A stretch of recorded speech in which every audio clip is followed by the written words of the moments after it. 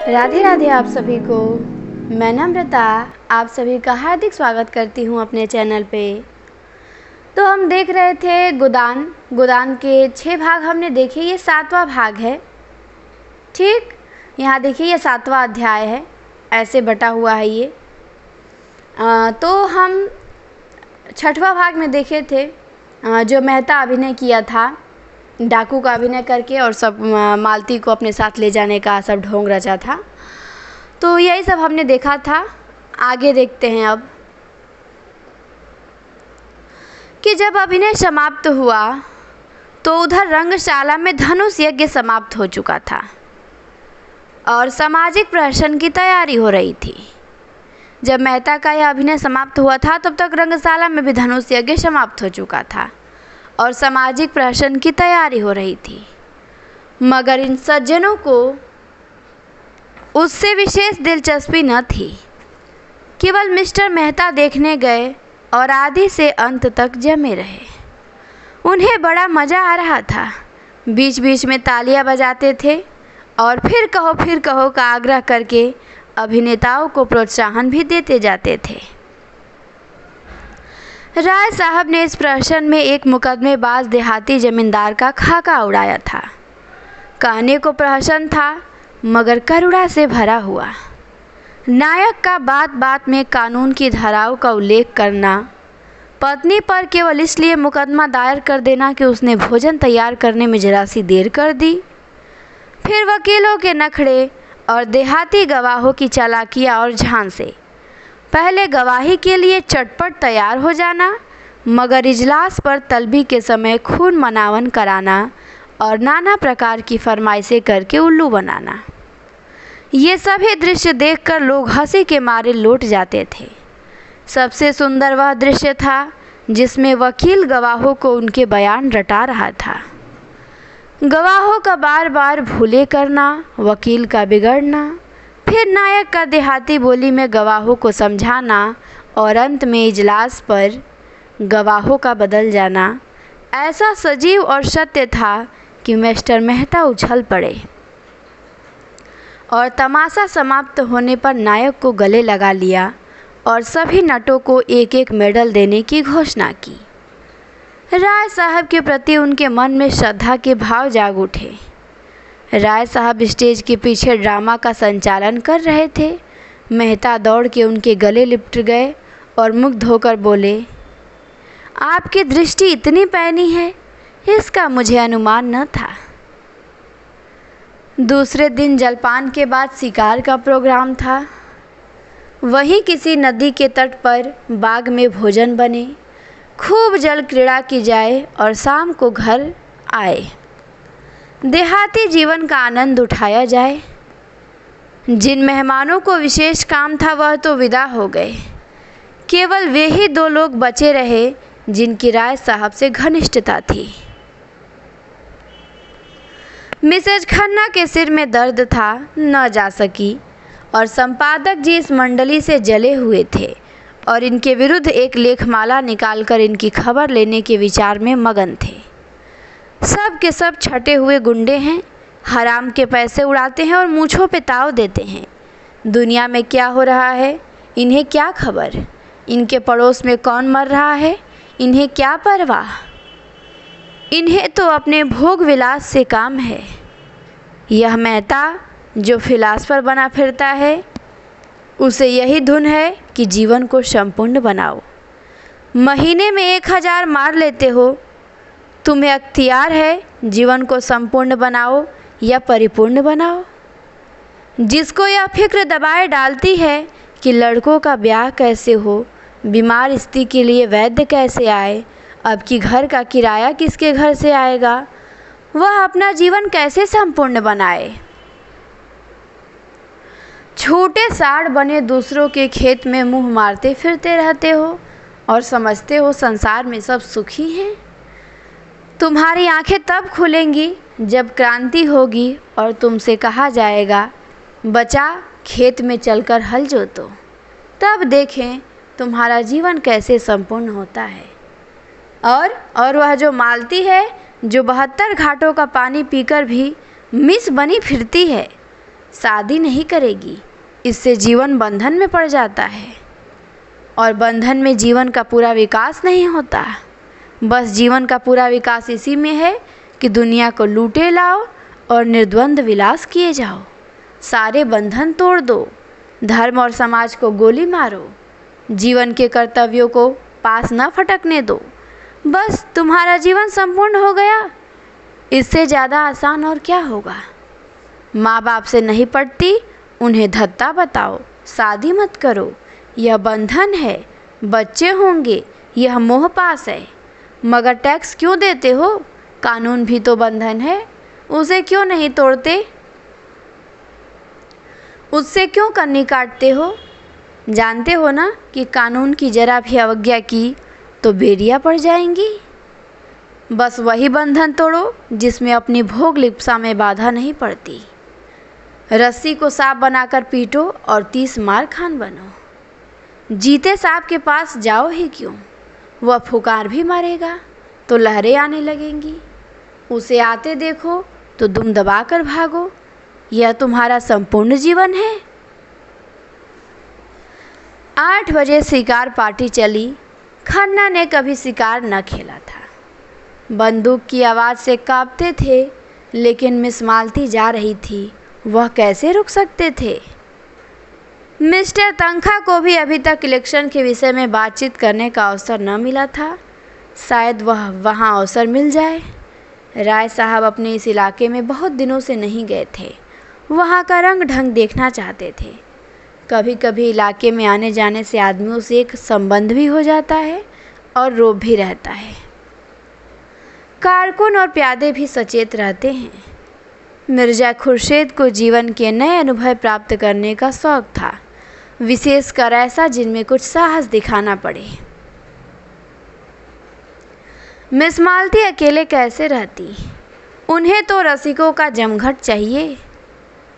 केवल मिस्टर मेहता शिकार खेलने के सच्चे उत्साह से जा रहे थे। राय साहब की इच्छा तो थी कि भोजन की सामग्री, रसोइया, कहार, खिदमतगार सब साथ चले, लेकिन मिस्टर मेहता ने इसका विरोध किया।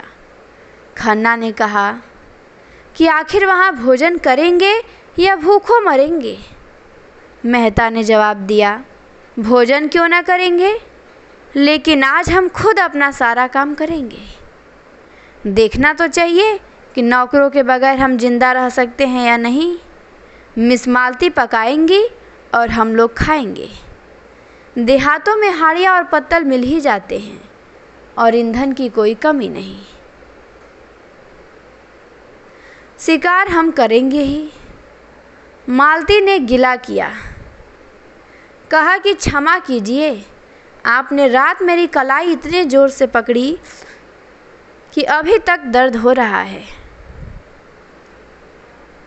मेहता कहेंगे कि काम तो हम लोग करेंगे, आप बस बताते जाइएगा। मिर्ज़ा खुर्शीद बोले, अजी आप लोग तमाशा देखते रहिएगा, मैं सारा इंतज़ाम कर दूंगा। बात ही कौन सी है, जंगल में हाड़ी और बर्तन ढूंढना हिमाकत है। हिरन का शिकार कीजिए, भूनिए, खाइए और वहीं दरखत के साए में खर्राटे लीजिए। यही प्रस्ताव स्वीकृत हुआ। 2 मोटरें चली। एक मिस मालती ड्राइव कर रही थी, दूसरी खुद राय साहब। कोई 20-25 मील पर पहाड़ी प्रांत शुरू हो गया। दोनों तरफ ऊंची पर्वतमाला दौड़ी चली आ रही थी। सड़क भी पेंचदार होती जाती थी। कुछ दूर चढ़ाई के बाद एकाएक ढाल आ गया और मोटर नीचे की ओर चली। दूर से नदी का पाट नजर आया। किसी रोगी की भांति दुर्बल निस्पंदन कगार पर एक घने वटवृक्ष की छांव में कारें रोक दी गई और लोग उतरे। यह सलाह हुई कि 2-2 की टोली बने और शिकार खेल के 12 बजे तक यहाँ आ जाए। मिस मालती मेहता के साथ चलने को तैयार हो गई। खन्ना मन में ऐंठ कर रह गए। जिस विचार से आए थे उसमें जैसे पंचर हो गया। अगर जानते कि मालती दगा देगी तो घर लौट जाते, लेकिन राय साहब का साथ उतना रोचक न होते हुए भी बुरा न था। उनसे बहुत से मुआमले की बातें करनी थी। खुर्शीद और तनख्वाह बचे रहे उनकी टोली बनी बनाई थी। तीनों टोलियां एक एक तरफ चल दी। कुछ दूर तक पथरीली पगडंडी पर मेहता के साथ चलने के बाद मालती ने कहा कि तुम तो चले ही जाते हो, जरा दम ले लेने दो। मेहता मुस्कुराए कि अभी तो हम 1 मील भी नहीं आए, अभी से थक गई। मालती कहती है कि थकी नहीं, लेकिन क्यों न जरा दम ले लो। जब तक कोई शिकार हाथ न आए हमें आराम करने का अधिकार नहीं, मेहता कहते हैं। तो मालती कहती है कि मैं शिकार खेलने न आई थी। मेहता ने अनजान बन के कहा, अच्छा, यह मैं न जानता था, फिर क्या करने आई थी? अब तुमसे क्या बताऊं, मालती कहती है। हिरणों का एक झुंड चरता हुआ नजर आया। दोनों एक चट्टान की आड़ में छिप गए और निशाना बांध के गोली चलाई। निशाना खाली गया, झुंड भाग निकला। मालती ने पूछा, अब? तो मेहता ने कहा, कुछ नहीं, चलो फिर कोई शिकार मिलेगा। दोनों कुछ देर तक चुपचाप चलते रहे। फिर मालती ने जरा रुक कर कहा, गर्मी के मारे बुरा हाल हो रहा है, आओ इस वृक्ष के नीचे बैठ जाएं। मेहता ने कहा, अभी नहीं, तुम बैठना चाहती हो तो बैठो, मैं तो नहीं बैठता। मालती कहती है, बड़े निर्दयी हो तुम, सच कहती हूँ। मेहता कहते हैं, जब तक कोई शिकार न मिल जाए मैं बैठ नहीं सकता। मालती कहती हैं, तब तो तुम मुझे मार ही डालोगे। अच्छा बताओ, रात को तुमने मुझे इतना क्यों सताया? मुझे तुम्हारे ऊपर बड़ा क्रोध आ रहा था। याद है तुमने मुझे क्या कहा था? तुम हमारे साथ चलेगा दिलदार? मैं न जानती थी तुम इतने शरीर हो। अच्छा सच कहना, तुम उस वक्त मुझे अपने साथ ले जाते। ये तो बस यही सब बातें करने आई हैं मेहता से और अपना कर रही हैं। मेहता ने कोई जवाब नहीं दिया, मानो सुना ही नहीं। दोनों कुछ दूर तक चलते रहे। एक तो जेठ की धूप, दूसरे पथरीला रास्ता। मालती थक कर बैठ गई। मेहता खड़े खड़े बोले, अच्छी बात है, तुम आराम कर लो, मैं यहीं आ जाऊंगा। मालती बोली, मुझे अकेले छोड़ के चले जाओगे? तो मेहता बोले कि मैं जानता हूँ तुम अपनी रक्षा कर सकती हो। तो बोली, कैसे जानते हो? तो उन्होंने कहा कि नए युग के देवियों की यही सिफत है, वह मर्द का आश्रय नहीं चाहती, उसे कंधा मिलके चलना चाहती है। मालती ने झेपते हुए कहा कि तुम कोरे फिलासफर हो मेहता, सच।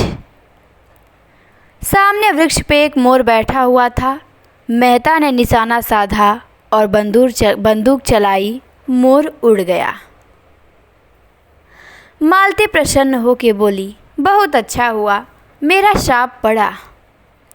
मेहता ने बंदूक कंधे पे रख के कहा कि तुमने मुझे नहीं, अपने आप को शाप दिया। शिकार मिल जाता तो मैं तुम्हें 10 मिनट की मोहलत देता, अब तो तुमको फ़ौरन चलना पड़ेगा। मालती उठकर मेहता का हाथ पकड़ती हुई बोली कि फिलासफरों के शायद हृदय नहीं होते। तुमने अच्छा किया कि विवाह नहीं किया, नहीं तो उस गरीब को मार ही डालते।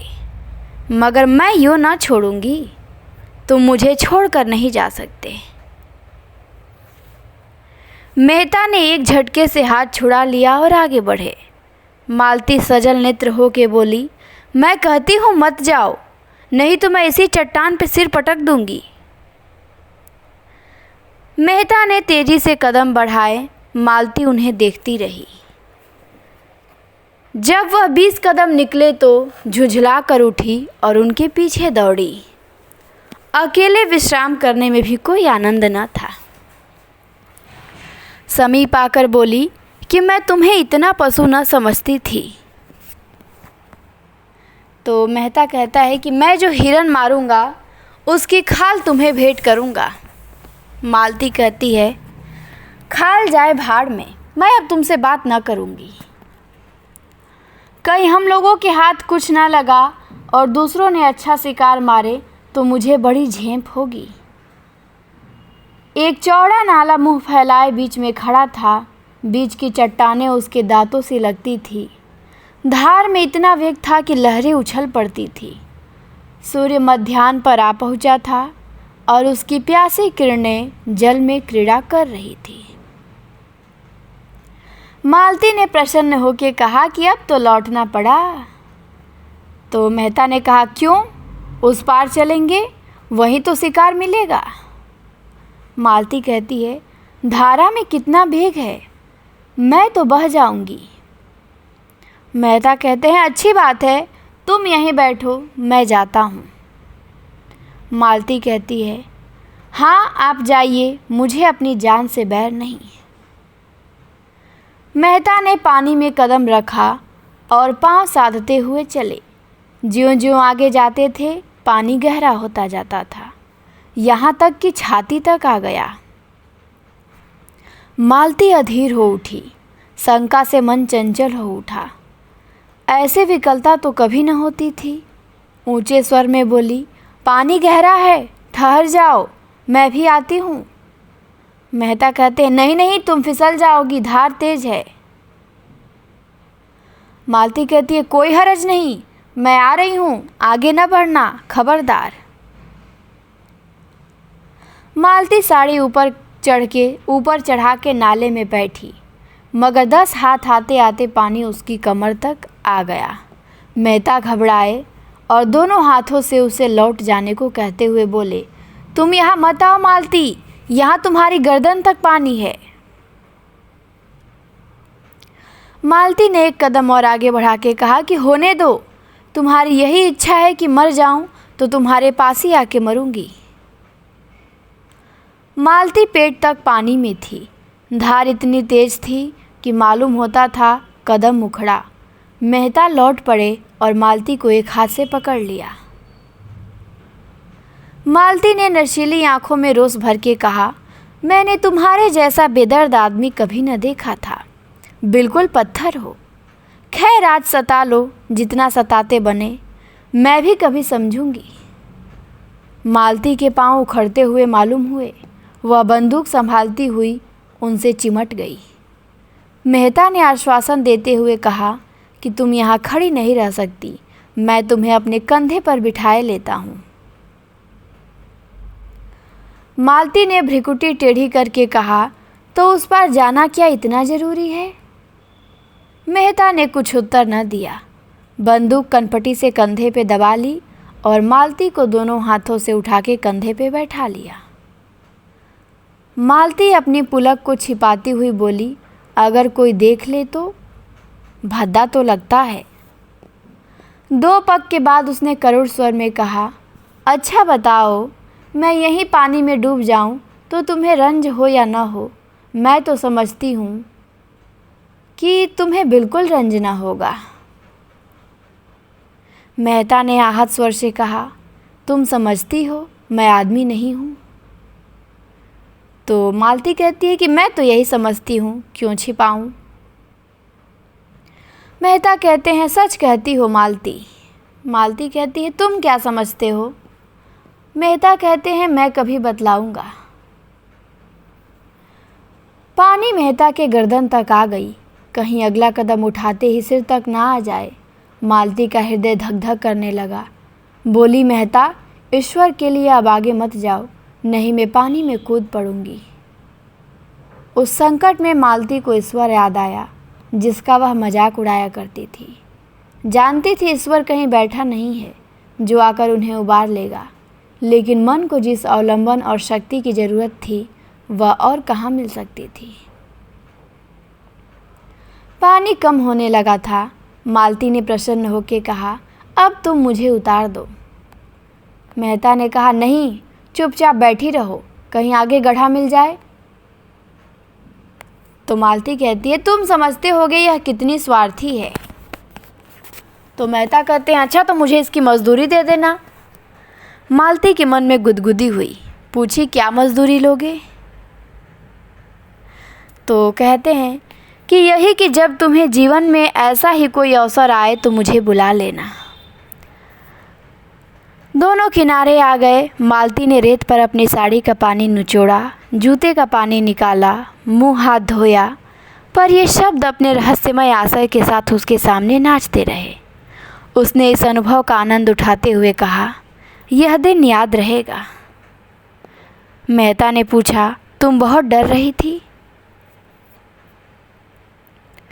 तो मालती कहती है कि पहले तो डरी, लेकिन फिर मुझे विश्वास हो गया कि तुम हम दोनों की रक्षा कर सकते हो।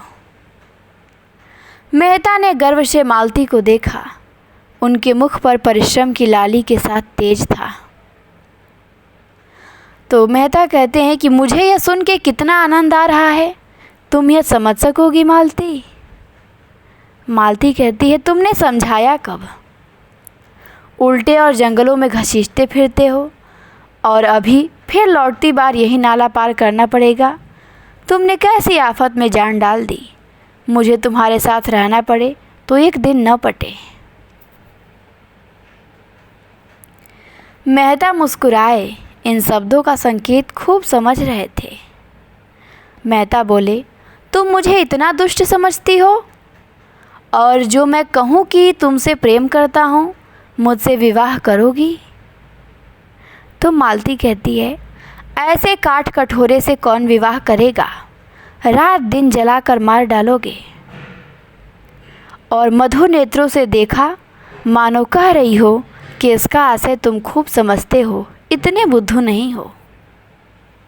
मेहता ने जैसे सचेत होकर कहा, तुम सच कहती हो मालती, मैं किसी रमणी को प्रसन्न नहीं रख सकता। मुझसे कोई स्त्री प्रेम का स्वांग नहीं कर सकती।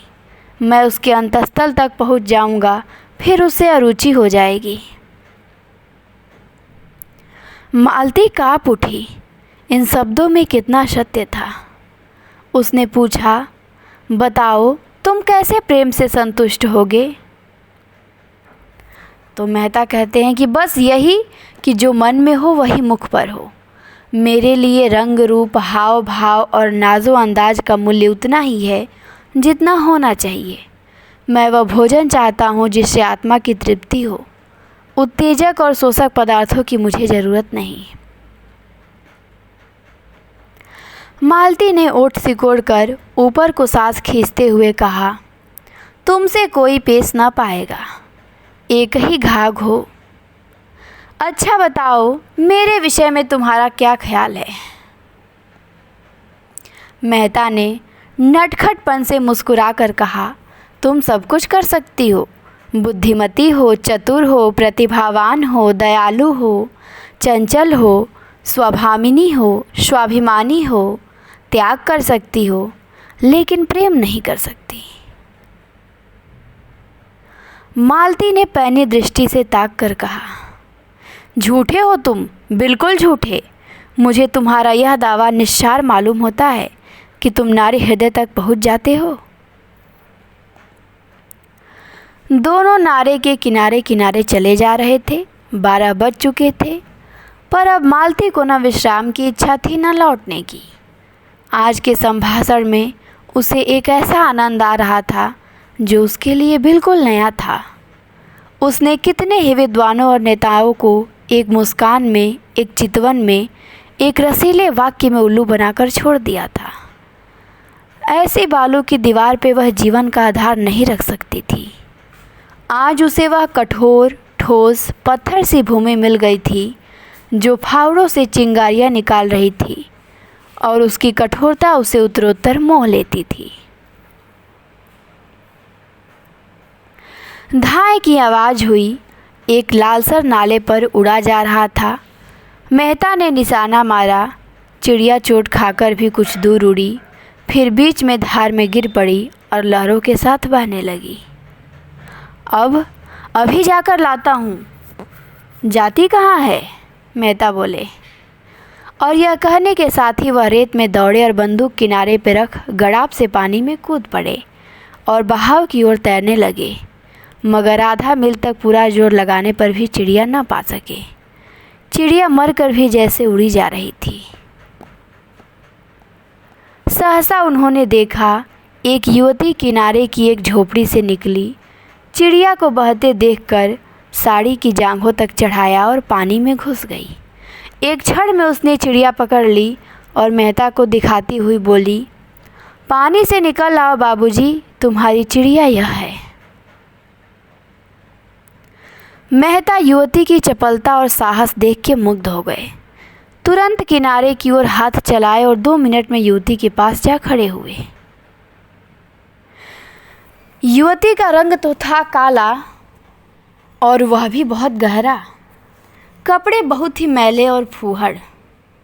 आभूषण के नाम पे केवल हाथों में 2-2 मोटी चूड़ियाँ। सिर के बाल उलझे अलग अलग। मुखमंडल का कोई भाग ऐसा नहीं जिसे सुंदर या सुघड़ कहा जा सके।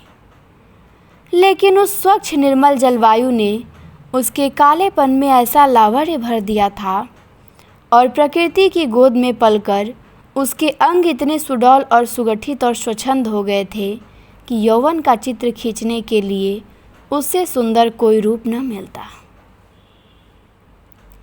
उसका सबल स्वास्थ्य जैसे मेहता के मन में बल और तेज भर रहा था। मेहता ने उसे धन्यवाद देते हुए कहा, तुम बड़े मौके से पहुंच गई, नहीं मुझे न जाने कितनी दूर तैरना पड़ता। युवती ने प्रसन्नता से कहा कि मैंने तुम्हें तैरते आते देखा तो दौड़ी, सोचा शिकार खेलने आए होंगे। तो मेहता कहते हैं कि हाँ, आए थे तो शिकारी खेलने, मगर दोपहर हो गया और यही चिड़िया मिली।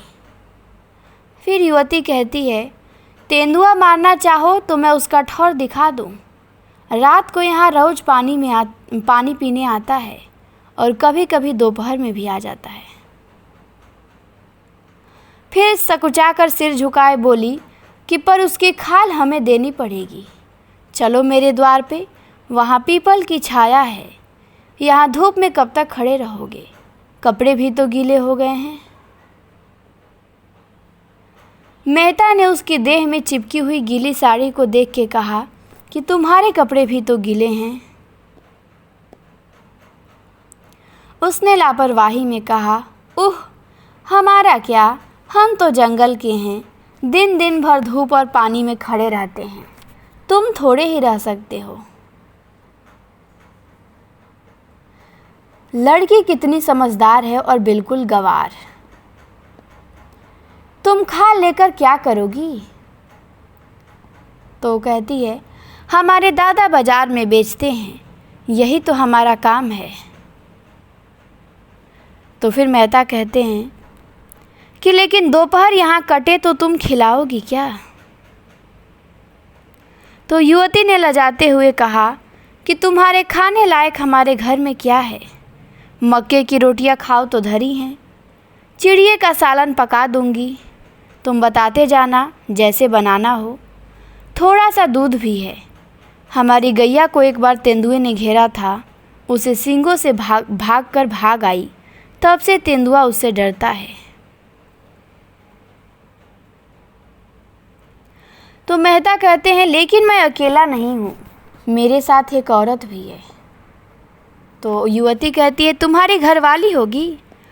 मेहता कहते हैं, नहीं, घरवाली तो अभी नहीं है, जान पहचान की है। तो युवती कहती है कि तो मैं दौड़कर उनको बुला लाती हूँ, तुम चलकर छांव में बैठो। मेहता कहते हैं, नहीं, मैं बुला लाता हूँ। तो युवती कहती है, तुम थक गए होगे, शहर के रहिया जंगल में काहे आते होंगे, हम तो जंगली आदमी हैं, किनारे ही तो खड़ी होगी। जब तक मेहता कुछ बोले वह हवा हो गई। मेहता ऊपर चढ़ के पीपल की छांव में बैठे। इस स्वच्छंद जीवन से उनके मन में अनुराग उत्पन्न हुआ। सामने की पर्वतमाला दर्शन तत्व की भांति गम में और अत्यंत फैली हुई, मानो ज्ञान का विस्तार कर रही हो, मानो आत्मा उस ज्ञान को, उस प्रकाश को, उस अगम्यता को उसके प्रत्यक्ष विराट रूप में देख रही हो। दूर के एक बहुत ऊंचे शिखर पर एक छोटा सा मंदिर था, जो उस अगम्यता में बुद्धि की भांति ऊंचा पर खोया हुआ सा खड़ा था, मानो वहाँ तक पर मार कर पक्षी विश्राम लेना चाहता है और कहीं स्थान नहीं पाता। मेहता इन्हीं विचारों में डूबे हुए थे कि युवती मिस मालती को साथ लिए आ पहुंची। एक वन पुष्प की भांति धूप में खिली हुई, दूसरे गमले के फूल की भांति धूप में मुरझाई और निर्जीव। तो जो एक युवती है जंगल वाली, वो मेहता को वन पुष्प की भांति धूप में खिली हुई दिख रही थी, और जो मालती हैं वो मुरझाई हुई दिख रही थी। मालती ने बेदिली के साथ कहा कि पीपल की छांव बहुत अच्छी लग रही है क्या, और यहाँ मेरे भूख के मारे प्राण निकले जा रहे हैं। युवती तो बड़े बड़े मटके उठा लाई और बोली, तुम तब तक यहीं बैठो, मैं अभी दौड़कर पानी लाती हूँ, फिर चूल्हा जला दूंगी, और मेरे हाथ का खाओ तो मैं एक क्षण में रोटियाँ सेक दूंगी, नहीं तो अपने आप सेक लेना। गेहूं का आटा मेरे घर में नहीं है, और यहाँ कहीं कोई दुकान भी नहीं है कि ला दूं। मालती को मेहता पे क्रोध आ रहा था। बोली, तुम यहाँ क्यों आकर पड़ रहे? मेहता ने चिढ़ाते हुए कहा कि एक दिन जरा इस जीवन का आनंद भी तो उठाओ, देखो मक्के की रोटियों में कितना स्वाद है।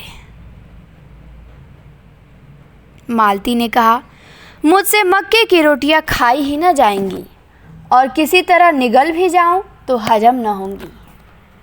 तुम्हारे साथ आके मैं बहुत पछता रही हूँ। रास्ते भर दौड़ा के मार डाला और अब यहाँ लाके पटक दिया। मेहता ने कपड़े उतार दिए थे और केवल एक नीला जांघिया पहने हुए बैठे थे। युवती को मटके ले जाते देखा तो उसके हाथ से मटके छीन लिए और कुएं पे पानी भरने चले। दर्शन के गहरे अध्ययन में भी उन्होंने अपने स्वास्थ्य की रक्षा की थी, और दोनों मटके लेके चलते हुए उनकी मांसल और चौड़ी छाती और मछलीदार जांघें किसी यूनानी प्रतिमा के सुगठित अंगों की भांति उनके पुरुषार्थ का परिचय दे रही थी।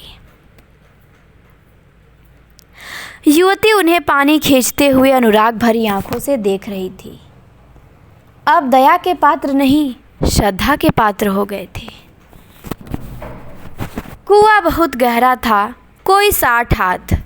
मटके भारी थे और मेहता कसरत का अभ्यास करते रहने पर भी एक मटका खींचते खींचते शिथिल हो गए।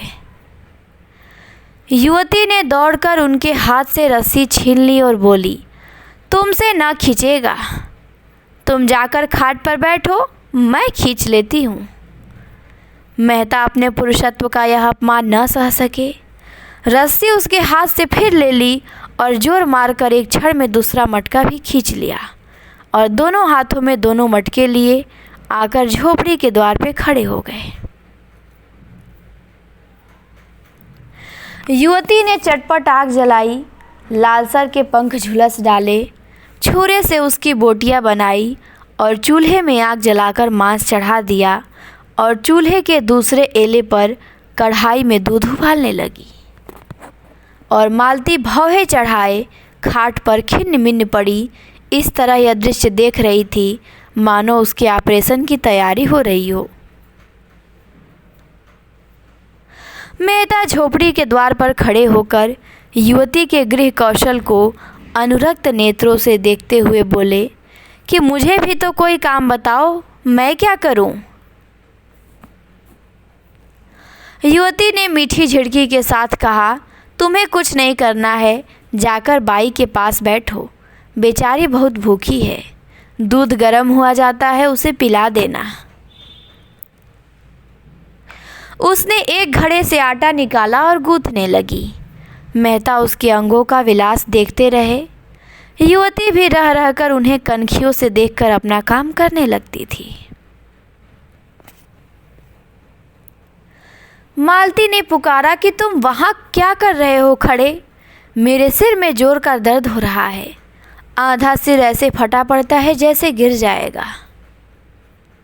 मेहता ने आकर कहा, मालूम होता है धूप लग गई है।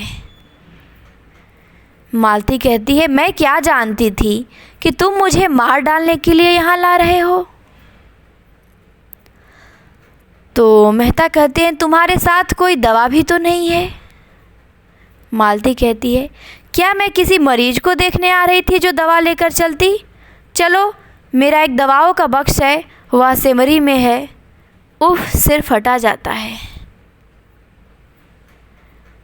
मेहता ने उसके सिर की ओर ज़मीन पर बैठकर धीरे धीरे उसका सिर सहलाना शुरू किया।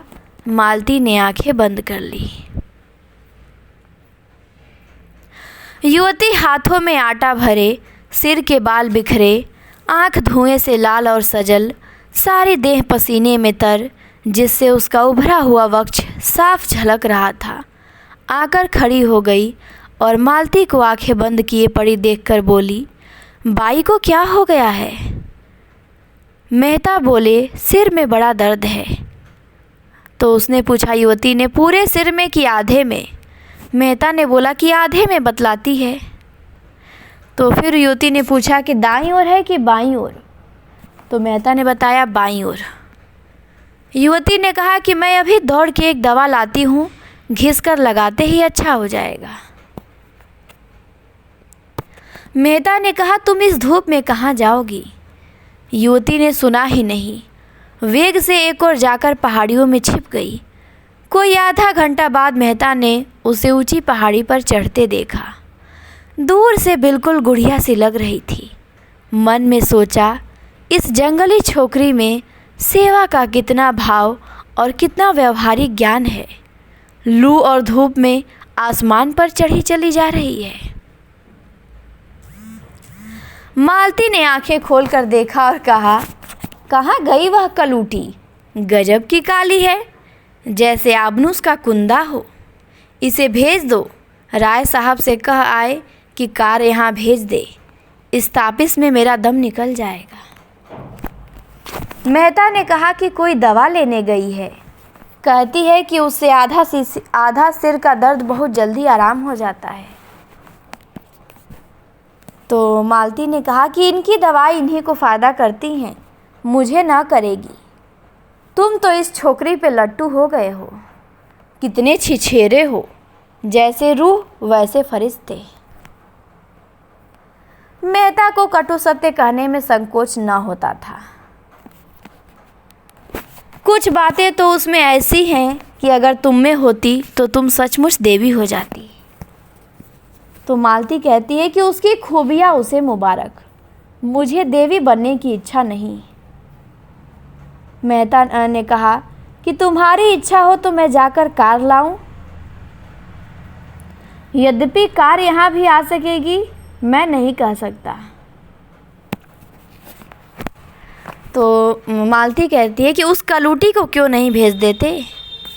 मेहता ने कहा, वह तो दवा लेने गई है, फिर आके भोजन पकाएगी। तो मालती कहती है, अच्छा तो आज आप उसके मेहमान हैं, शायद रात को भी यहीं रहने का विचार होगा। रात को शिकार भी तो अच्छे मिलते हैं। मेहता ने इस आरोप से चिढ़कर कहा कि इस युवती के प्रति मेरे मन में जो प्रेम और श्रद्धा है वह ऐसी है कि अगर मैं उसकी ओर वासना से देखूं तो आंखें फूट जाएं। ये कथन बहुत मोस्ट है और ये कथन नेट में पूछा भी गया है। मेहता ने कहा है किसके प्रति, तो जो जंगली युवती है काली कलूटी, उसी के लिए, कि उस युवती के प्रति मेरे मन में जो प्रेम और श्रद्धा है वह ऐसी है कि अगर मैं उसकी ओर वासना से देखूं तो मेरी आंखें फूट जाए। मैं अपने किसी घनिष्ठ मित्र के लिए भी इस धूप और लू में उस ऊंची पहाड़ी पर न जाता, और हम केवल घड़ी भर के मेहमान हैं, यह वह जानती है।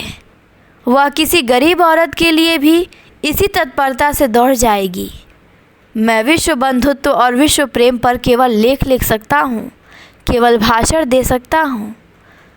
वह उस प्रेम और त्याग का व्यवहार कर सकती है। कहने से करना कहीं कठिन है, इसे तुम भी जानती हो। मालती ने उपहास भाव से कहा, बस बस, वह देवी है, मैं मान गई। उसके वक्ष में उभार है, नितंबों में भारीपन है, देवी होने के लिए और क्या चाहिए। मेहता तिलमिला उठे, तुरंत उठे और कपड़े पहने जो सूख गए थे। बंदूक उठाई और चलने को तैयार हुए।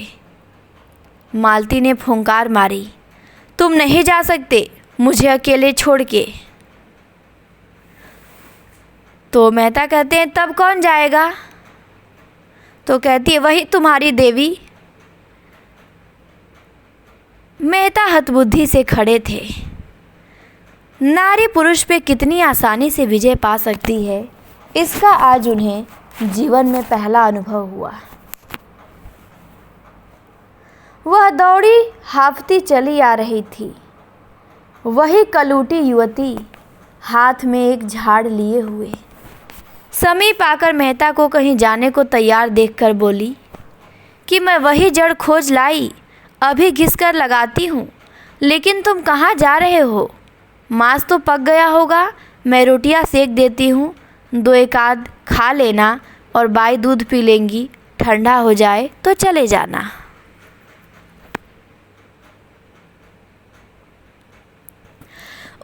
उसने निसंकोच भाव से मेहता के अचकन की बटनें खोल दी।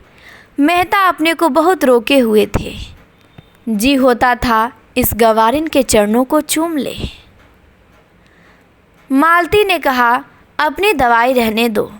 नदी के किनारे बरगद के नीचे हमारी मोटर कार खड़ी है, वहाँ और लोग होंगे, उनसे कहना कार यहाँ लाएं। दौड़ी हुई जा। युवती ने दीन नेत्रों से मेहता को देखा। इतनी मेहनत से बूटी लाई, उसका यह अनादर। इस गवारिन की दवा इन्हें नहीं जची तो न सही, उसका मन रखने को ही जरा सी लगवा लेती तो क्या होता। उसने बूटी जमीन पर रखकर पूछा, तब तक तो चूल्हा ठंडा हो जाएगा बाई जी, कहो तो रोटियां सेक कर रख दूं। बाबूजी खाना खा ले, तुम दूध पी लो और दोनों जने आराम करो, तब तक मैं मोटर वाले को बुला लाऊंगी। तब इस युवती के प्रति सच में बहुत दया आ जा रही है। इसके बारे में सोचो तो कितनी अच्छी और कितनी भोली है और बिना स्वार्थ के मदद किए जा रही है, कितना मेहनत कर रही है। तो ज़रा गहराई से सोचिए तो आपको भी इसके ऊपर बहुत दया आएगी। करिए, खाना खा लीजिए, आप लोग आराम करिए, फिर मैं बना के खाना और जाके फिर मोटर को बुला के लाऊंगी उतनी दूर से धूप में। और यहाँ कोई अपने खास आदमी के लिए कुछ नहीं करेगा, इतना खाना बनाने में लोगों की हालत ख़राब हो जाती है। कितनी अच्छी है बेचारी। चलिए आगे देखते हैं। वह झोपड़ी में गई, बुझी हुई आग फिर जलाई। देखा तो मांस उबल गया था, कुछ जल भी गया था। जल्दी जल्दी रोटियां सेकी, दूध गर्म था, उसे ठंडा किया और एक कटोरे में मालती के पास लाई। मालती ने कटोरे के भद्देपन पर मुंह बनाया, लेकिन दूध त्याग ना सकी। मेहता झोपड़ी के द्वार पे बैठकर एक थाली में मांस और रोटियां खाने लगे और युवती खड़ी पंखा झल रही थी। मालती ने युवती से कहा, उन्हें खाने दो, कहीं भागे नहीं जाते हैं, तू जाकर गाड़ी ला। युवती ने मालती की ओर एक बार सवाल की आंखों से देखा। यह क्या चाहती है? इनका आशय क्या है? उसे मालती के चेहरे पर रोगियों की सी नम्रता और कृतज्ञता और याचना न दिखाई दी। उसकी जगह अभिमान और प्रमाद की झलक थी। गवारिन मनोभाव को पहचानने में चतुर थी। बोली, मैं किसी की लौंडी नहीं हूँ बाई जी, तुम बड़ी हो, अपने घर की बड़ी हो, मैं तुमसे कुछ मांगने तो नहीं जाती, मैं गाड़ी लेने न जाऊंगी। अब इसने बहुत अच्छी बात की है, आपकी नौकर थोड़ी ना है कि आप हुक्म जता रही हैं कि जा गाड़ी लेके आ, और कुछ देंगी भी नहीं आप उसे, तो क्यों आपकी करे। वो भी थोड़ा विनम्रता के भाव से आप कहती तो वो चली जाती, पर आप ऐसे अभिमान में कर रही हैं जैसे कि आपकी नौकर हुआ। तो उसने बिल्कुल अच्छा किया। मालती ने डांटा, अच्छा तूने गुस्ताखी पर कमर बांधी, बता तू किसके इलाके में रहती है। तो वो बोली कि यह राय साहब का इलाका है। तो उन्होंने कहा, मालती ने, कि तो तुझे उन्हीं राय साहब के हाथों हंटरों से पिटवाऊंगी। युवती ने कहा, मुझे पिटवाने से तुम्हें सुख मिले तो पिटवा लेना बाई जी, कोई रानी महारानी थोड़ी हूँ कि लश्कर भेजनी पड़ेगी। मेहता ने 2-4 कौर निगले थे कि मालती की यह बातें सुनी और कवर कंठ से अटक गया। जल्दी से हाथ धोए और बोला, यह नहीं जाएगी, मैं जा रहा हूँ। मालती भी खड़ी हो गई, बोली, उसे जाना पड़ेगा। मेहता ने अंग्रेजी में कहा, उसका अपमान करके तुम अपना सम्मान बढ़ा नहीं रही हो मालती। मालती ने फटकार बताई, ऐसी ही लौंडिया मर्दों को पसंद आती है जिनमें और कोई गुण हो या न हो, उनकी टहल दौड़ दौड़ कर प्रसन्न मन से करे और अपना भाग्य सराहे कि इस पुरुष ने मुझसे यह काम कराने को तो कहा। वह देवियाँ हैं, शक्तियाँ हैं, विभूतियाँ हैं। मैं समझती थी वह पुरुषत्व तुम में कम से कम नहीं है, लेकिन अंदर से संस्कारों से तुम भी वही बर्बर हो। मेहता मनोविज्ञान के पंडित थे, मालती के मनोरहस्यों को समझ रहे थे। ईर्ष्या का ऐसा अनोखा उदाहरण उन्हें कभी न मिला था। उस रमणी में जो इतनी मृदु स्वभाव, इतनी उदार, इतनी प्रसन्न मुख थी, ईर्ष्या की ऐसी प्रचंड ज्वाला। तो मेहता ने कहा कि कुछ भी कहो, मैं उसे जाने न दूंगा। उसकी सेवाओं और कृपाओं का यह पुरस्कार देकर मैं अपनी नज़रों में नीच नहीं बन सकता। मेहता के स्वर में कुछ ऐसा तेज था कि मालती धीरे से उठी और चलने को तैयार हो गई। उसने जल कर कहा, मालती ने, अच्छा तो मैं ही जाती हूँ, तुम उसके चरणों की पूजा करके पीछे पीछे आना।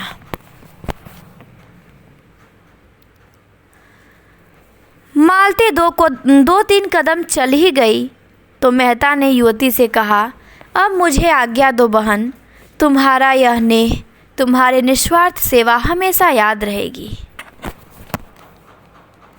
युवती ने दोनों हाथों से सजल नेत्र होकर उन्हें प्रणाम किया और झोपड़ी के अंदर चली गई।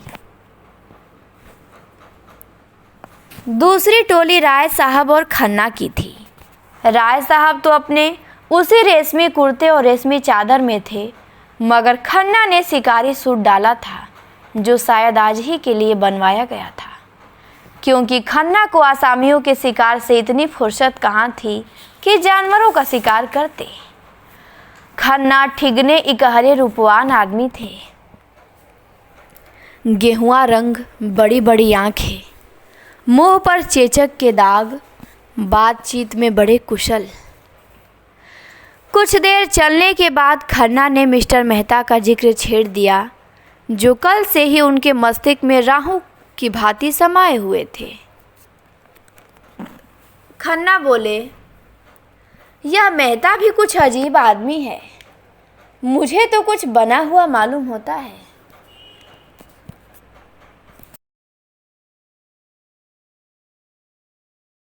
सच्चा और निष्कपट आदमी समझते थे। Here's what I found on the web.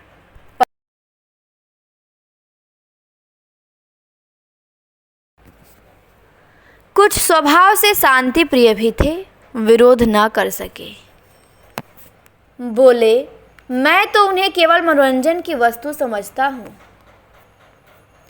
कभी उनसे बहस नहीं करता, और करना भी चाहूँ तो उतनी विद्या कहाँ से लाऊं, जिनसे जीवन के क्षेत्र में कभी कदम ही नहीं रखा। वह अगर जीवन के विषय में कोई नया सिद्धांत लाता है तो मुझे उस पर हंसी आती है। मज़े से 1000 माहवार फटकारते हैं, न जोरू न जाता, न कोई चिंता न बाधा।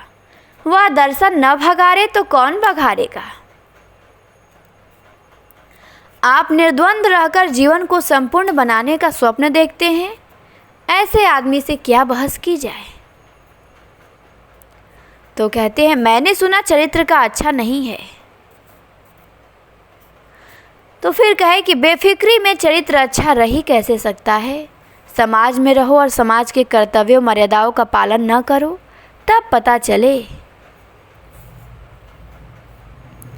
मालती न जाने क्या देखकर उन पे लट्टू हुई जाती है।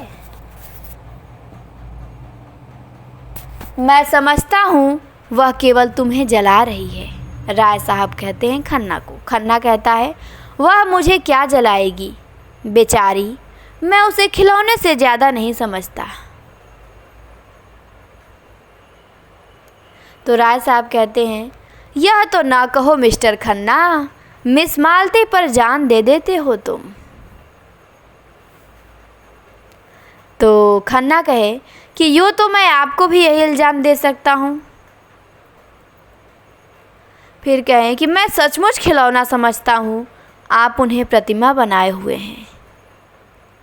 राय साहब ने कहा। खन्ना ने जोर से कहा मारा, हालांकि हंसी की कोई बात न थी। फिर कहते हैं राय साहब कि अगर एक लोटा जल चढ़ा देने से वरदान मिल जाए तो क्या बुरा है। खन्ना कहते हैं ये। तो राय साहब कहते हैं अब की राय साहब जोर से कहा मारते हैं जिसका कोई प्रयोजन न था। कहते हैं कि तब आपने उस देवी को समझा ही नहीं। आप जितनी ही उसकी पूजा करेंगे वह उतना ही आपसे दूर भागेगी, और जितना ही दूर भागिएगा उतना ही आपकी ओर दौड़ी आएगी। कहते हैं कि तब तो मिस्टर खन्ना कहते हैं कि तब तो उन्हें आपकी ओर दौड़ना चाहिए था। राय साहब कहते हैं मेरी ओर? मैं उस रसिक समाज से बिल्कुल बाहर हूँ मिस्टर खन्ना। सच कहता हूँ, मुझ में जितनी बुद्धि जितना बल है वह इस इलाके के प्रबंध में ही खर्च हो जाता है। घर के जितने प्राणी हैं सभी अपने अपने धुन में मस्त हैं। कोई उपासना में, कोई विषय वासना में, कोई काहों में मगन, कोई काहों में मगन।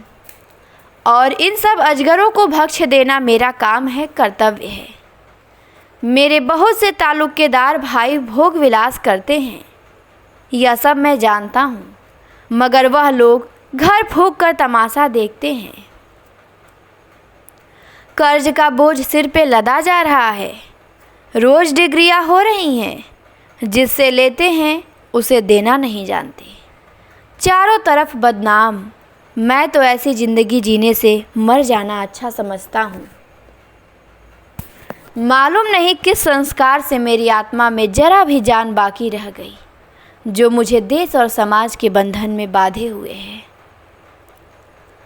सत्याग्रह आंदोलन छिड़ा, मेरे सारे भाई शराब कबाब में मस्त थे। मैं अपने को रोक ना सका। जेल गया और लाखों रुपए की जेरबारी उठाई और अभी तक उसका तावान दे रहा हूँ। मुझे उसका पछतावा नहीं है, बिल्कुल नहीं। मुझे उसका गर्व है कि मैं उस आदमी को आदमी नहीं समझता जो देश और समाज की भलाई के लिए कुछ उद्योग ना करे और बलिदान ना करे। मुझे क्या अच्छा लगता है कि निर्जीव किसानों का रक्त चूसूं और अपने परिवार वालों की वासनाओं की तृप्ति के साधन जुटाऊं, मगर करूं क्या? जिस व्यवस्था में पला और जिया, उससे घृणा होने पर भी उसका मोह त्याग नहीं सकता, और उसी चरखे में रात दिन पड़ा रहता हूँ कि किसी तरह इज्जत आबरू बची रहे और आत्मा की हत्या न हो पाए। ऐसे आदमी मिस मालती क्या किसी भी मिस के पीछे नहीं पड़ सकता, और पड़े तो उसका सर्वनाश ही समझिए। हाँ, थोड़ा सा मनोरंजन कर लेना दूसरी बात है। मिस्टर खन्ना भी साहसी आदमी थे, संग्राम में आगे बढ़ने वाले। 2 बार जेल हो आए थे, किसी से दबना न जानते थे, खद्दर न पहनते थे और फ्रांस की शराब पीते थे। अवसर पड़ने पे बड़ी बड़ी तकलीफ़ें झेल सकते थे। जेल में शराब छुई तक नहीं, और A क्लास में रहकर भी C क्लास की रोटियां खाते रहे। हालांकि उन्हें हर तरह का आराम मिल सकता था, मगर रण क्षेत्र में जाने वाला रथ भी तो बिना तेल के नहीं चल सकता। उनके जीवन में भी थोड़ी सी रसिकता लाजमी थी। बोले कि आप सन्यासी बन सकते हैं, मैं तो नहीं बन सकता। मैं तो समझता हूँ जो भोगी नहीं है वह संग्राम में भी पूरे उत्साह से नहीं जा सकता। जो रमणी से प्रेम नहीं कर सकता उसके देश प्रेम में मुझे विश्वास नहीं। ये भी बहुत अच्छा कथन है। और कौन कहता है? ये मिस्टर खन्ना कहते हैं। इस कथन को भी आप नोट कर लेंगे, मोस्ट कथन है। मिस्टर खन्ना कहते हैं कि मैं तो समझता हूँ कि जो भोगी नहीं है वह संग्राम में भी पूरे उत्साह से नहीं जा सकता, और जो रमणी से प्रेम नहीं कर सकता उसके देश प्रेम में भी मुझे विश्वास नहीं। राय साहब मुस्कुराए और बोले, आप मुझे पे आवाज़ कसने लगे? खन्ना बोले, आवाज़ नहीं है, तत्व की बात है। राय साहब कहते हैं, शायद हो। आप अपने दिल के अंदर बैठकर देखिए तो पता चले। राय साहब कहा कि मैंने तो बैठकर देखा है और मैं आपको विश्वास दिलाता हूँ, वहाँ और चाहे जितनी बुराइयाँ हो विषय की लालसा नहीं है। खन्ना बोले, तब मुझे आपके ऊपर दया आती है। आप जो इतने दुखी और निराश और चिंतित है, इसका एकमात्र कारण आपका निग्रह है। मैं तो यह नाटक खेल कर रहूँगा, चाहे दुखांत ही क्यों ना हो। वह मुझसे मजाक करती है, दिखाती है कि मुझे तेरी परवाह नहीं, लेकिन मैं हिम्मत हारने वाला मनुष्य नहीं हूँ। मैं अब तक उसका मिजाज नहीं समझ पाया, कहाँ निशाना ठीक बैठेगा इसका निश्चय न कर सका।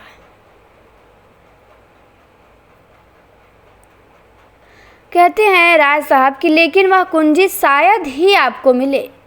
मेहता शायद आपसे पहले बाजी मार ले जाए।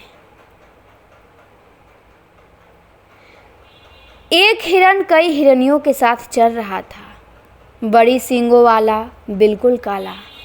राय साहब ने निशाना बांधा। खन्ना ने रोका, कहा, क्यों हत्या करते हो यार, बेचारा चल रहा था, चरने दो। धूप तेज हो गई, आइए कहीं बैठे जाए, आपसे कुछ बातें करनी है। राय साहब ने बंदूक चलाई मगर हिरन भाग गया। बोले, एक शिकार मिला भी तो निशाना खाली गया। एक हत्या से बचे। खन्ना ने पूछा, आपके इलाके में ऊख होती है? तो उन्होंने कहा, बड़ी कसरत से। तो खन्ना कहते हैं, तो फिर क्यों ना हमारे शुगर मिल में शामिल हो जाइए, हिस्से धड़ाधड़ बिक रहे हैं, आप ज़्यादा नहीं 1000 हिस्से खरीद लें। तो राय साहब कहते हैं, गजब किया, मैं इतने रुपए कहाँ से लाऊंगा?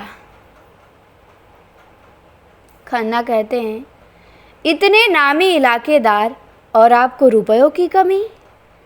कुल 50,000 ही तो है, उनमें भी अभी 25% ही देना है।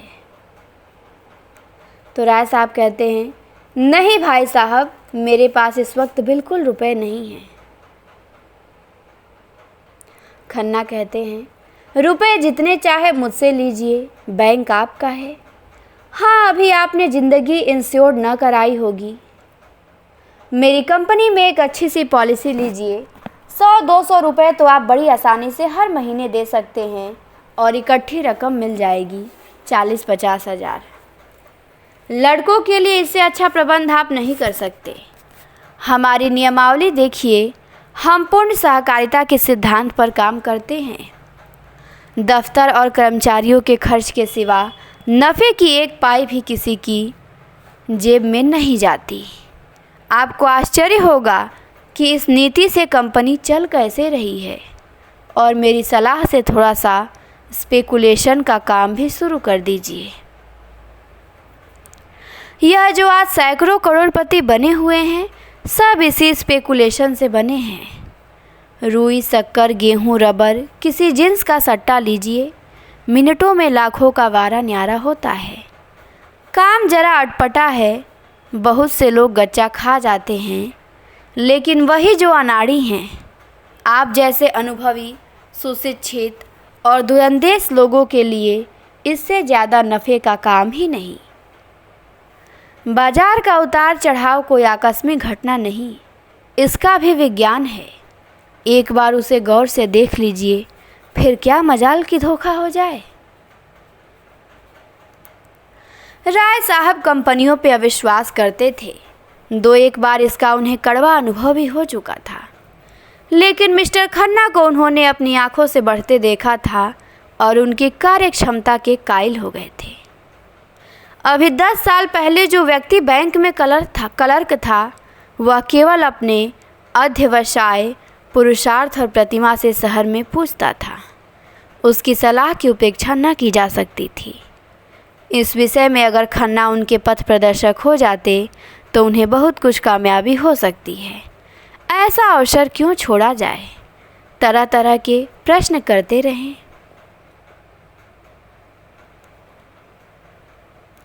सहसा एक देहाती बड़ी सी टोकरी में कुछ जड़ें, कुछ पत्तियाँ, कुछ फल लिए जाता नजर आया। खन्ना ने पूछा, अरे क्या बेचता है? देहाती सकपका गया, डरा कि कहीं बिगाड़ में न पकड़ा जाए। बोला, कुछ तो नहीं मालिक, यही घास पात है। तो कहते हैं, खन्ना क्या करेगा इनका? कहता है, बेचूंगा मालिक, जड़ी बूटी है। खन्ना पूछते हैं, कौन कौन सी जड़ी बूटी है बता। देहाती ने अपना औषधालय खोलकर दिखा दिया। मामूली चीज़ें थीं जो जंगल के आदमी उखाड़ कर ले जाते थे और शहर में अतारों के हाथ 2-4 आने में बेच जाते हैं, जैसे मकोई, कंघी, सहदेया, कुकरौधे, धतूरे के बीज, मदार के फूल, करचे, घुमची आदि। कितनी दया आती है इन लोगों के बारे में। सोचो कि जहाँ ये लोग हज़ारों की, लाखों की बातें कर रहे हैं, कितना आराम का जीवन है, और कहाँ बेचारा आने के लिए लोग तरस रहे हैं। वहाँ होरी बेचारा, और यहाँ जंगल में ये जो देहाती आदमी है, ये आने रुपए के लिए जंगल से सब खरीद के ले जा रहा है शहर में बेचने के लिए। तो मतलब एक ही साथ 2-2 स्थितियों को दिखाया गया है इस उपन्यास में। फिर है, हाँ, तो उसमें मामूली चीज़ें थी जो जंगल के आदमी ले जाते थे। हर एक चीज़ दिखाता था और रटे हुए शब्दों में उसके गुण भी बयान करता जाता था। यह मकोई है सरकार, ताप हो, मंदागिन हो, तिल्ली हो, धड़वन हो, सूल हो, खांसी हो, एक खुराक में आराम हो जाता है। और यह धतूरे का बीज है मालिक, गठिया हो, बाई हो, सब में आराम करता है। खन्ना ने दाम पूछा, उसने 8 आने कहा। खन्ना ने 1 रुपये फेंक दिया और उसे पड़ाव तक रखने आने का हुक्म दिया। गरीब ने मुँह मांगा दाम ही नहीं पाया, उसका दुगना पाया, आशीर्वाद देता चला गया। राय साहब ने पूछा कि यह घास पात लेकर आप क्या करेंगे? खन्ना ने मुस्कुरा के कहा, इनकी अशरफिया बनाऊंगा। मैं किमियागर हूँ, यह आपको शायद नहीं मालूम। तो राय साहब कहते हैं, अच्छा तो हमें मंत्र सिखा दो तब। तो खन्ना कहते हैं, हाँ हाँ, शौक़ से, मेरी शागिर्दी कीजिए।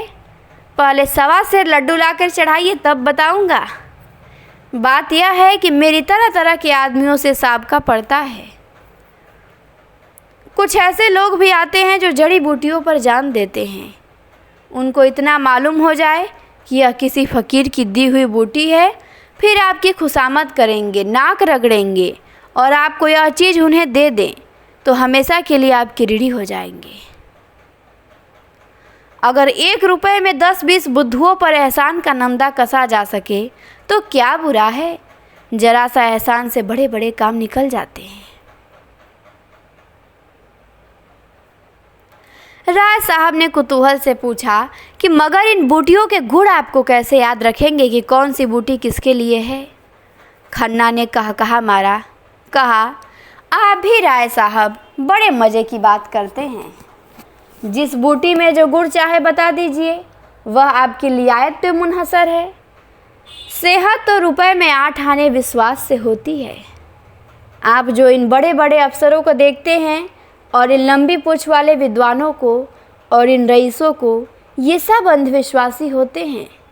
मैं तो वनस्पति शास्त्र के प्रोफेसर को जानता हूँ, जो रईसों को, जो कुकरौधे का नाम भी नहीं जानते। इन विद्वानों का मजाक तो हमारे स्वामी जी खूब उड़ाते हैं।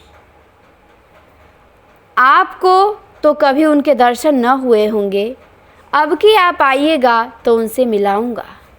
जब से मेरे बगीचे में ठहरे हैं, रात दिन लोगों का तांता लगा रहता है और माया तो उन्हें छू भी नहीं गई। केवल एक बार दूध पीते हैं तो ऐसा लगता है मानो विद्वान महात्मा मैंने आज तक नहीं देखा। न जाने कितने वर्ष हिमालय पर तप करते रहे, पूरे सिद्ध पुरुष हैं।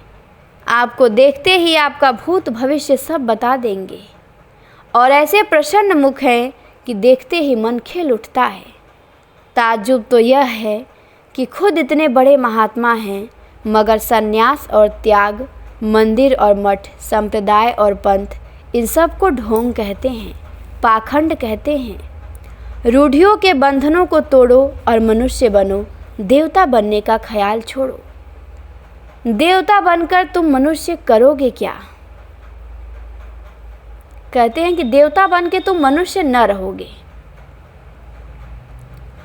राय साहब के मन में शंका हुई। महात्माओं में उन्हें भी विश्वास था, जो प्रभुता वालों में आमतौर पर होता है। दुखी प्राणी को आत्मचिंतन में जो शांति मिलती है, उसके लिए वह भी लालायित रहते थे। जब अधिक कठिनाइयों से निराश हो जाते, मन में आता संसार से मुंह मोड़कर एकांत में जा बैठे और मोक्ष की चिंता करें। संसार के बंधनों को वह भी साधारण मनुष्यों की भांति आत्मोन्नति के मार्ग की बाधाएं समझते थे और इनसे दूर हो जाना ही उनके जीवन का भी आदर्श था। लेकिन संन्यास और त्याग के बिना बंधनों को तोड़ने का और क्या उपाय है?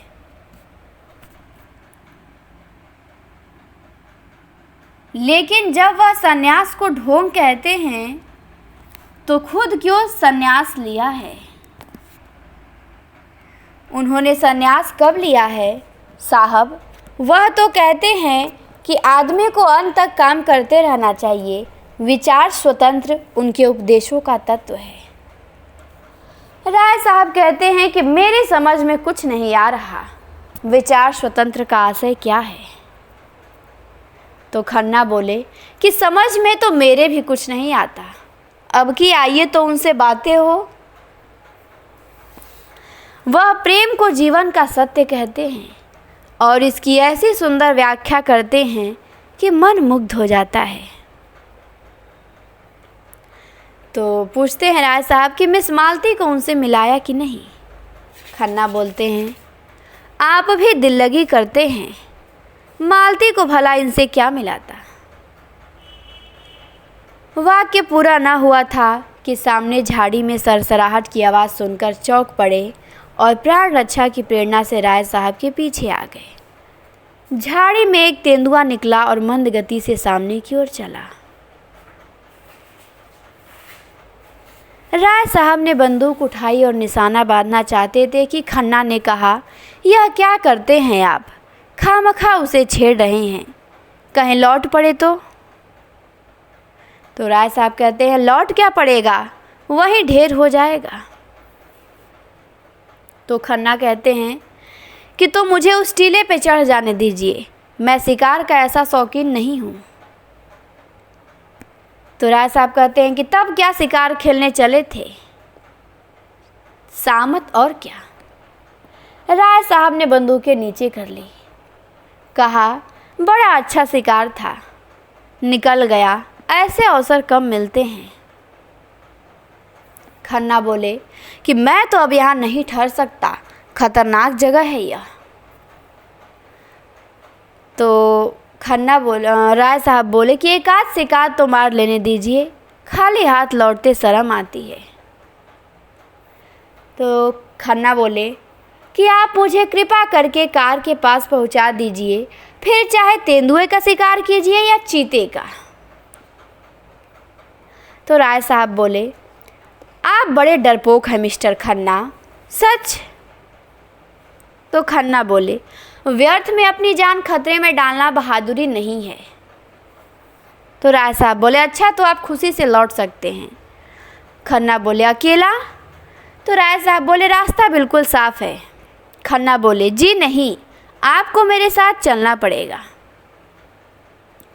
राय साहब ने बहुत समझाया मगर खन्ना ने एक न मानी। मारे भय के उनका चेहरा पीला पड़ गया था। उस वक्त अगर झाड़ी में से एक गिलहरी भी निकल आती तो वह चीख कर गिर पड़ते। बोटी बोटी काँप रही थी, पसीने से तर हो गए थे। राय साहब को लाचार होकर उनके साथ लौटना पड़ा। जब दोनों आदमी बड़ी दूर निकल आए तो खन्ना के होश ठिकाने आए। बोले, खतरे से नहीं डरता, लेकिन खतरे के मुंह में उंगली डालना हिमाकत है। तो राय साहब बोले, अजी जाओ भी, जरा सा तेंदुआ देख लिया तो जान निकल गई। तो खन्ना कहते हैं कि मैं शिकार खेलना उस जमाने का संस्कार समझता हूँ। जब आदमी पशु था तब से संस्कृति बहुत आगे बढ़ गई है। राय साहब कहते हैं कि मैं मिस मालती से आपकी कलई खोलूँगा। तो कहते हैं खन्ना कि मैं अहिंसावादी होना लज्जा की बात नहीं समझता। तो राय साहब कहते हैं, अच्छा तो आपका यह अहिंसावाद था, शाबाश। खन्ना ने गर्व से कहा, जी हाँ, यह मेरा अहिंसावाद था। आप बुद्ध और शंकर के नाम पे गर्व करते हैं और पशुओं की हत्या करते हैं। लज्जा आपको आनी चाहिए, न कि मुझे। कुछ दूर दोनों फिर चुपचाप चलते रहे। तब खन्ना बोले कि तो आप कब तक आएंगे? मैं चाहता हूँ आप पॉलिसी का फार्म आज ही भर दें और शक्कर के हिस्सों का भी। मेरे पास दोनों फॉर्म भी मौजूद हैं। राय साहब ने चिंतित स्वर में कहा कि जरा सोच लेने दीजिए। खन्ना ने कहा, इसमें सोचने की ज़रूरत नहीं है। तो ये दूसरी टोली को 3 टोली शिकार के लिए निकली थी। मालती मेहता की, तो उसके बारे में हमने देखा। एक राय साहब और खन्ना की टोली थी, इसके बारे में हमने देखा। और तीसरी टोली थी मिर्ज़ा खुर्शीद और मिस्टर तनखा की। तो ये भी हमें देखना है, तो इसको देखेंगे हम लोग अगली क्लास में।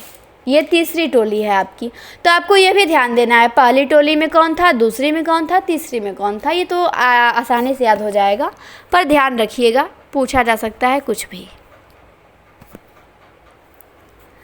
तो चलिए अब हम क्लास को यहीं पे ब्रेक करते हैं। आप सभी को क्लास देखने के लिए बहुत बहुत धन्यवाद।